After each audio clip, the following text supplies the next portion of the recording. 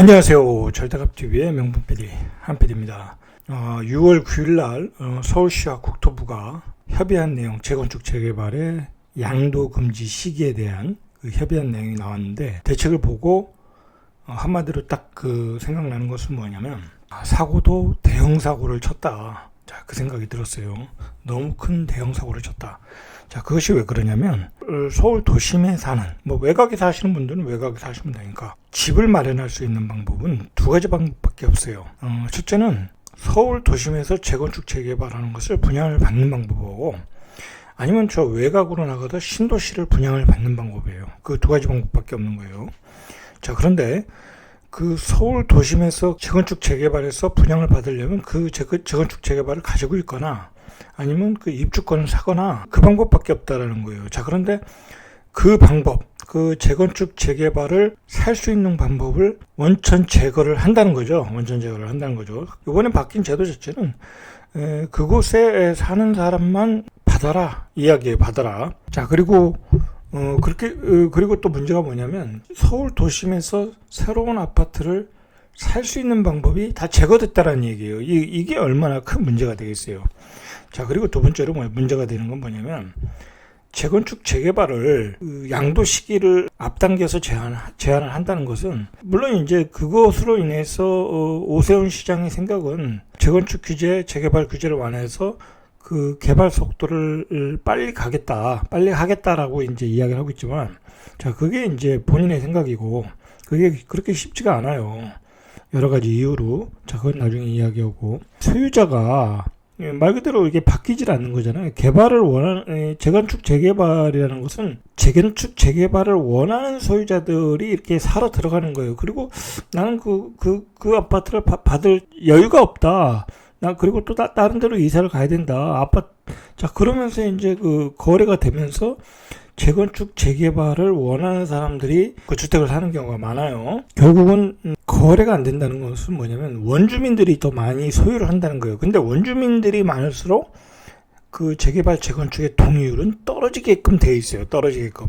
자, 그러니까 당연히 재건축 재개발의 속도는 떨어진다. 자, 그러면 도심의 주택의 공급이 더 늦춰진다는 거예요. 이게 핵심 본질은 그거다. 핵심은 그거다. 자, 그런데 그 핵심을 무시하고 무조건 투기를 막겠다. 왜냐면 이번 그 주택 상승의 사이클에서 이 가격을 리드했던 것은 서울의 재건축 재개발이니까. 자, 그 원천을 제거하겠다고 했는데 너무나 몰상식한 어떤 대책을 내놨다. 이거는 아주 큰 후유증이 있을 수 있어요. 그건 뒤로 가면서 제가 한번 이야기해 볼게요. 자, 이 대책의 핵심이 뭐냐면, 재건축의 경우 조합 설립 이후에 매도를 못해요. 자, 그런데 재개발인 경우에는 관리 처분 시기 이후에 조합원 지위를 양도를 못해요. 자, 현행이 그랬다는 거예요. 근데 이것을 재건축의 경우에는 안전진단 이후에 매도를 못해요. 그 다음에 재개발인 경우에는 정비구역 지정 이후에 양도를 못하게끔 변경을 했어요.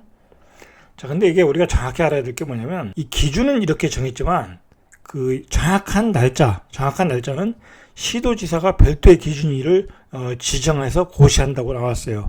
시도지사가 별도의 기준일을 가지고 정하더라도 요게 기준이 된다는 거예요. 그러니까 별 차이가 없을 거라는 거예요. 별 차이가. 정비구역 지정부터 재개발의 경우에 사업시행 인가 기간 중에 시도지사가 별도의 기준일을 지정하면 되는 거예요. 변경된 안을 보면은, 자, 오늘은 제가 이제 이야기하고자 하는 거는 이 6구 대책 폭풍에 관한 이야기인데, 자, 벌써 풍선 효과, 후폭풍이 불고 있다고 그래요. 자, 보시면 조합원 지위 양도 가능한 매물 많은 지역. 자, 이런 지역이 어디겠어요? 말 그대로 재건축인 경우에 안전진단 전 단계 지역이라는 거죠.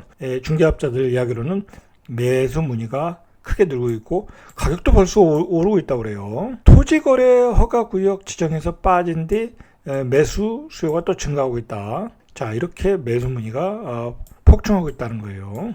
결국은 또 이게 정부가 만든 규제가 또 풍선 효과를 만들어서 또 집값을 요동시키고 있다는 거예요. 규제를 만들었던 것은 집값을 잡으려고 했다는데 또 집값을 요동시키고 있다. 안 그래도 지금 전세가 폭등으로 집값이 폭등까지는 뭐하고 지금 급등하는 분위기인데, 또 거기에 또 기름을 부은 격이 됐다는 거예요. 6구 대책이. 그 후폭풍이 어디에서 불고 있냐. 자, 안전진단 단계를 밟지않은 단지로 수요가 몰리고 있는데 그 지역이 바로 이제 노원구라는 거예요. 노원구.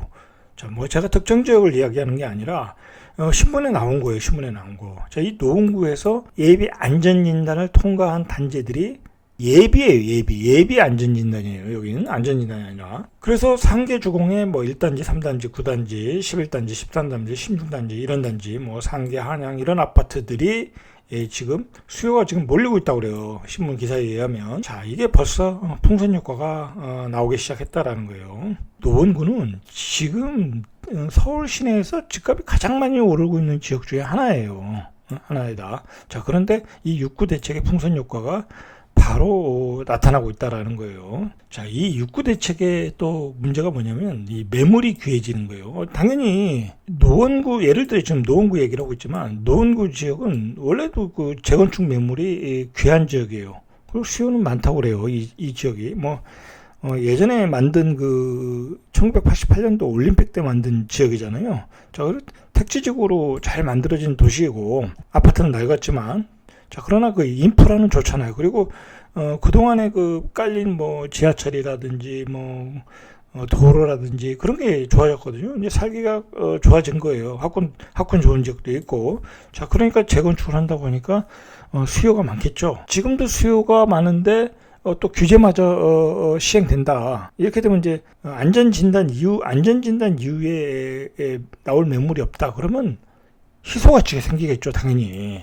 자, 그리고 우리가 한번 생각을 해봐야 될 게, 이 노원구, 뭐 이런 지역은 강남 같은 지역이 아니잖아요. 강남의 고가 아파트 그런 지역이 아니라, 말 그대로 서울에 사는 일반 중산층들이 사는 아파트. 어떻게 보면 수요의 폭은 더 많은 거야. 뭐 일반 중산층이 어디로 가겠어요? 뭐 강남 가서 살 수도 없는 거고, 수도권 저 외곽에 살 수도 없는 거예요. 평범한 서울 시민이 살 아파트가 거래가 안 된다. 사고 싶어도 못 사게 한다. 자, 그렇게 되면 당연히 희소가치가 생기겠죠. 가격이 올라갈 수밖에 없는 거예요. 가격이. 아마도 생각을 해보세요. 이게 문제가 뭐냐면, 자, 노원구에서 풍선 효과가 본다고 하면 그 옆에 뭐가 있습니까? 노도강이 있잖아요. 노도강, 도봉구가 있고 강북구가 있고, 자, 그런 지역으로 가격이 번질 가능성이 많다라는 거예요. 자, 노도강이 번지면 어떻게 되겠어요? 금천구가 또 가만히 안 있을 것이고, 은평구도 가만히 안 있을 것이고, 서울 전체로 가격이 번진다는 거예요. 이게 문제라는 거예요. 6구 대책은 또다시 시장에 가격 왜곡 현상을 유발했다. 제가 앞에서도 얘기했지만 서울의 아파트를 공급하는 가장 중요한 축이 재건축 재개발이다. 그럴 수밖에 없지 않습니까? 서울의 도심에 신규 택지가 없는데, 자, 그것을 거래를 막겠다. 매우 위험한 발상이라는 거예요. 매우 위험한 발상. 여러분 생각을 해야 될 게, 이번 대책은 뭐 어떤 부작용들이 계속 신문에 나올 거고, 뭐 저 같은 유튜버들이 이야기하니까 보완 대책이 나올 거예요. 안 나올 수가 없어요, 이거는. 자, 그런데 이것은 보완 대책 가지고는 안 된다. 이건 무조건 제가 보기엔 이건 시행하면 안 되는 제도예요. 이거 시행했다가는 대형 사고가 난다. 대형 사고가. 자, 이게 또 문제가 뭐냐면 이 내 의사와 상관없이 집을 못 파는 거야.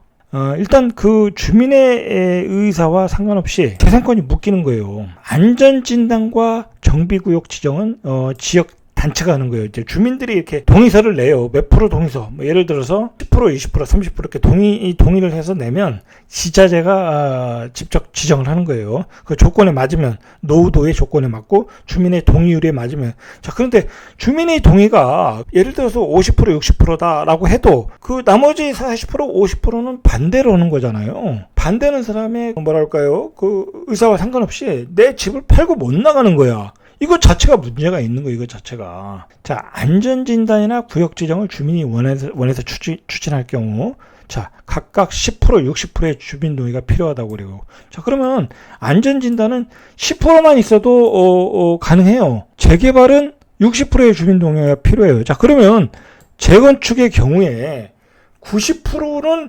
나의 의사와 상관없이 집을 못 판다는 거야. 그리고 재개발의 경우는 40%는 내 의사와 상관없이 나 집을 못 판다는 거야. 예를 들어서 재개발 같은 경우에 생각을 해보십시오. 내가 어떤 그 재개발 지역의 큰 대형 단독주택에 정원을 가꾸면서 살았어요. 난 정원이 좋은 거야. 단독이 좋은 거야. 근데 재개발을 한대. 그러면 나는 아파트가 싫어. 난 팔고 나가야 돼. 자, 그러면 이 사람은 재개발이 될 때까지 집을 못 판다는 거잖아요. 그게 말이 되냐고. 그러면 그 사람 거기서 죽을 때까지 살라는 얘기잖아요. 이 사람은 또 팔고, 예를 들어서 팔고 나는 다른 단독주택을 사서 살겠다. 자, 그런 생각을 충분히 가질 수 있거든요. 그런 사람들은 팔고 나가야 되는 거죠, 당연히. 자, 물론 몇 가지 장치는 있어요. 장치는 있는데, 자, 그게 딱딱 맞아 떨어지기가 어렵다라는 거예요. 맞아 떨어지기가. 이 주거라는 것은, 나의 그 삶과 직접적으로 이렇게 연관이 되는 거예요. 나의 주거지는. 내가 당장 팔고 떠날 수 있는 것도 아니고, 자꾸 부동산 규제가 어떤 그 주거지의 제한, 사고팔고의 제한을 초래하다 보니까 자유가 상실되는 세상으로 가고 있는 거예요, 지금은. 점차로 자유가 상실되는 세상으로 가고 있다. 자, 그리고 재개발, 재건축에는 반대하는 사람이 많아요. 하다 보면. 30%만 반대해도 그 30%라는 걸 무시할 수가 없는 거예요. 그리고 생각을 해보세요. 좌파가 제일 반대했던 게 뭐예요? 재개발, 재건축이잖아요. 그래서 전철연이라는 그런 그 단체도 만들었고, 그리고 상가 소유자들의 어떤 그 권리를 보호하는 게 또 좌파들 아니에요? 자, 그런데 오히려 좌파들이 더 소유권의 제한, 그리고 개발에 불이익을 주고 있다라는 거예요. 주고 있다. 자, 결국은 이게 시장을 폐쇄적 시장으로 만들고 있어요. 어떤 개방적 시장 경제가 아니라 통제 시장, 폐쇄적 시장을 만들고 있다라는 거예요. 일단 이걸 받으려고 하면 1주택자들의 그냥 몸테크가 길어져야 돼요. 이 낡은 주택에 들어가서 10년, 20년 살아야 돼요. 이게 가능하겠습니까? 가능하네요, 절대. 재건축은 그래도 아파트라고 치고더라도 재개발은 말 그대로 주차장도 없고 완전히 낡은 빌라잖아요. 그거 살겠습니까? 좋은 아파트에 살던 분들이 못 살아요, 이거. 자, 그리고 또 문제가 뭐냐면 이미 오래 거주한 분들이 있어요. 나이가 많으신 분들은. 자, 이런 분들은 가격이 뛰었으니까 팔고 어디 시골로 가거나 도시 외곽에 전원주택으로 가거나 그럴 분들이 있거든요. 그런 분들의 어떤 그 운신의 폭도 제한하게 되는 거예요. 그래서 팔기도 사기도 어려워지는 폐쇄적인 시작이 됐다. 폐쇄적 사회로 되는 거예요. 자, 이러한 문제가 있기 때문에 이 제도는 절대로 시행하면 안 된다고 저는 생각을 해요. 거래 자체를 막겠다라는 거잖아요, 지금. 집값 폭등의 권은지. 그리고 생각을 해보세요. 지금 가격이 얼마나 급등했어요. 지금은 말 그대로 버블로 가는 단계예요. 시장이 버블로 가는 단계인데 그냥 버블이 터지게 놔두면 되는 거예요. 놔두면 자연스럽게 시장은 가격 조정을 하게 되는 거예요. 그런데 이 막바지 단계에서 왜 이러한 그 폐쇄적 정책을 내느냐는 거죠. 자, 정부 입장에서도 이러한 문제점이 있으니까 매도 가능한 물건이 있다고 그래요. 그러니까 장기 주택 보유한 경우에 1가구 1주택으로서 10년 이상 보유하고 그것도 또 5년 이상 거주해야 된대요. 2년도 아니에요. 자, 이런 경우에는 매도 가능하다고 그래요. 노인분들 팔고 나가라는 얘기죠. 자, 그리고 해외 이주하는 경우도 가능하다. 해외 이주하는데 못 팔게 하면 말이 안 되겠죠. 자, 그런데 문제는 뭐냐면 증여는 안 된다고요. 증여는. 왜 또 증여는 안 되는지 모르겠어요. 증여는 안 된대요. 자, 그래서 벌써부터 증여를 서두르고 있다고 그래요. 벌써 다른 지역들에서 증여를 서두르고 있다. 자기 집을 자식들한테 증여를 못 한다는 거예요. 상속은 가능하겠죠. 그 좌파 정부 들어가지고 이 부동산 규제가 많이 만들어지다 보니까 너무 많은 자유를 빼앗기고 있어요. 빼앗고. 자, 한번 보시죠. 집을 사려고 하는데 대출이 안 돼요. 이것도 주거 이동의 제한이에요. 9억 이상의 어떤 대출 규제, 15억 이상의 대출 불가. 자, 그러다 보니까 이 강남 진입은 중산층이 불가능해요. 이게 말이 됩니까? 말이 안 되죠. 집을 사면 또 반드시 입주를 해야 돼요. 집을 사면 내가 입주를 못할 수도 있잖아요. 그죠? 돈이 모자라서 입주도 못하는 경우도 있고, 교육 때문에 또 입주를 못하는 경우가 있고, 애들 전학을 갈 시기가 아니니까 입주를 못하는 경우가 있고, 그래서 전세 줬다 들어가는 경우가 있잖아요. 그죠? 애들 초등학교 마치고 이렇게 입주하는 경우가 있잖아요. 자, 그것도 못하게 해요. 요즘 분양가 상한제 지역에서 신도시 주거지에서 너무 많은 자유를 빼앗고 있는 거예요. 자, 거기다가 요번에 또 나온 대책이 정비구역이 지정이 되면 또 못 팔게 해요. 안전진단이 되면 또 못 팔게 해요. 여러분 생각해 보세요. 목동 같은데 요즘 최근에 안전진단이 뭐 떨어지고 있잖아요. 안전진단이라는 것은 뭐냐면 여기는 재건축을 할 수 있는 조건이 됐다라는 거예요. 조건. 이제 주민들의 동의도 맡아야 되고 앞으로 10년이 걸릴지 15년이 걸릴지 20년이 걸릴지 모르는 거예요. 음아파트 보시면 알잖아요. 그죠? 음아파트가 지금 몇 년째 못하고 있냐고. 또 내 집도 못 팔게 나가고 있다라는 거예요. 자, 내 아들 딸들에게 증여도 못하게 한대요. 재개발 재건축 지역에. 아니, 재개발 지역에 그 썩다리 빌라를 내 자식에게도 못 물려주게 하면 그게 뭔 의미가 있겠냐고. 그게 말이 되겠냐고. 말이 안 되는 거잖아요. 그잖아요. 그죠? 말이 안 되는 거죠. 그리고 중요한 건 국가에다 세금을 내고 정상적으로 물려주는 거잖아요. 요즘에 최근에 집값이 너무 많이 올리고 양도세, 보유세 폭탄이 나오니까 증여로 많이 돌아갔잖아요. 자, 거기다 대고 또 증여세까지 올렸어요. 보유세, 종부세를 때려가지고 또 세금 폭탄을 때렸어요. 그 세금 폭탄 때문에 집을 팔고 자기의 거주지를 팔고 다른 그 B급지로 가시는 분들이 생기고 있잖아요, 지금. 그렇잖아요. 자, 이것도 자유를 뺏는 거예요. 자, 양도세, 중과세로 집도 못 팔겠어요. 82.4%를 팔고 어떻게 팔겠습니까? 예? 그거 적당히 해야지. 양도세를 매기는 것은 당연한 거고, 고가주택에서 양도세를 많이 내는 건 당연한 거지만, 82.4%를 내라는 것은 그건 거래하지 말라는 얘기예요. 이렇게 너무 많은 자유를 뺏고 있다. 지금 부동산의 규제와 지금 좌파 정부의 어떤 부동산 대책은 그 후유증이 집값 폭등, 전세값 폭등으로 나타나고 있다라는 거죠. 그게 문제라는 거예요. 그 많은 대책이 나왔고 그 많은 규제가 나왔어요. 자, 그러면 지금 현재의 시장은 어떠냐 이거야. 자, 시장은 지금 거의 버블로 가고 있어요. 버블로. 또 폭등을 하고 있다는 거예요. 또 폭등을. 응?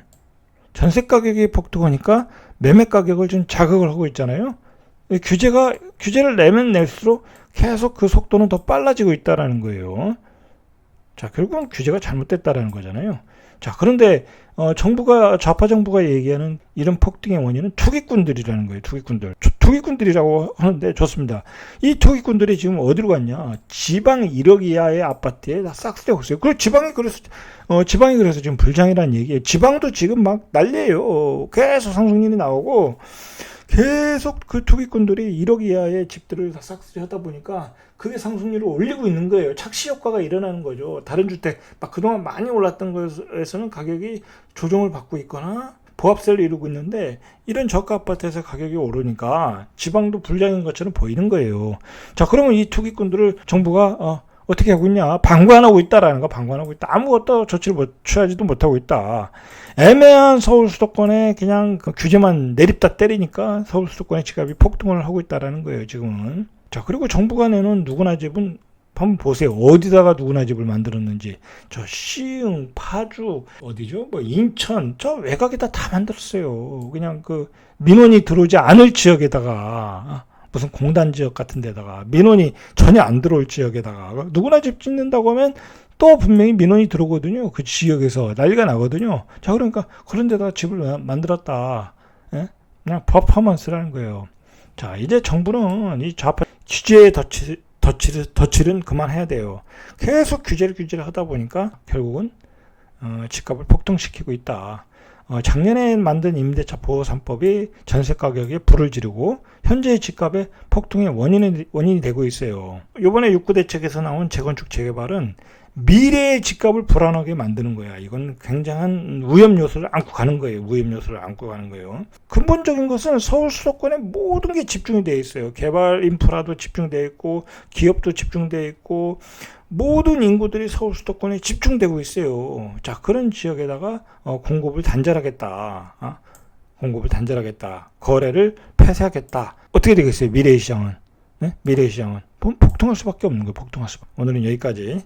이상 절대값TV의 명품 PD 한 PD였습니다.